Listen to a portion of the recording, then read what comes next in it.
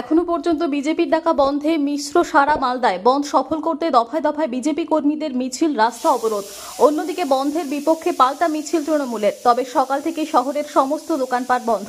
বেসরকারি যানবাহন চলাচল না করলেও অতিরিক্ত বাস নামানো হয়েছে সরকারি। এদিকে এই বন্ধের জেরে কিছুটা হলেও স্বাভাবিক জনজীবন ব্যাহত হচ্ছে। গন্তব্যস্থলে পৌঁছতে হয়রানির শিকার হচ্ছেন যাত্রীরা। কি অবস্থা এ তো হয়েছে চলছে আমাদের বাইক বলে শুনছে বাস হরতাল আছে, বাস নাই। 1 ঘন্টা ধরে দাঁড়িয়ে আছে আমরা, বাস টাস পাই না। রাতে বাড়ি যাবো আমরা। এ তো হইচই না হইলে আর হইচই, এত দেশ দুনিয়া খারাপ চলছে। হ্যাঁ, কিচ্ছু পাচ্ছি না। কিছু চলছে না। যেগুলো চলছে সেগুলো ভাড়া কেমন চাইছে? ভাড়া ফাটা থাক, অনেক ভাড়া চাইছে। 500-600 করে ভাড়া আছে। কি নাম আপনার? আমার নাম নাইমুল। নাইমুল হক। বাড়ি কোথায়? বাড়ি হয়তো চাদুল থানা। আমিও যাবো। আধা ঘন্টা থেকে মারা গেছে দাঁড়িয়ে আছি। এখন কোনো গাড়ির কোনো ব্যবস্থা নাই। কোথায় কি করে যাবো? রাজবাড়ি মোড়ে। কি করে যাবেন? আমি শুনছি যে গাড়ি নাই।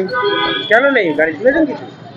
এখন গাড়ি ছাড়লো কি ছাড়লো নাই, এখনো কোনো সন্ধান পাইনি, খবর পাইনি। আমি কি করে যাব? কি নাম আপনার? আমার নাম হচ্ছিল হযরত আলী। হযরত আলী। বাড়ি কোথায়? বাড়ি হলো সুজাপুর। সুজাপুর থেকে কিসে এসছেন? ওই তো বাসে এলাম। আপনারা দেখতেই পাচ্ছেন, সকাল থেকে মানুষ স্বতঃস্ফূর্তভাবে প্রত্যেক আর 5টা দিনের মতো আজকে অংশগ্রহণ করেছে। স্কুলে বাচ্চারা যাচ্ছে, পরীক্ষা হচ্ছে।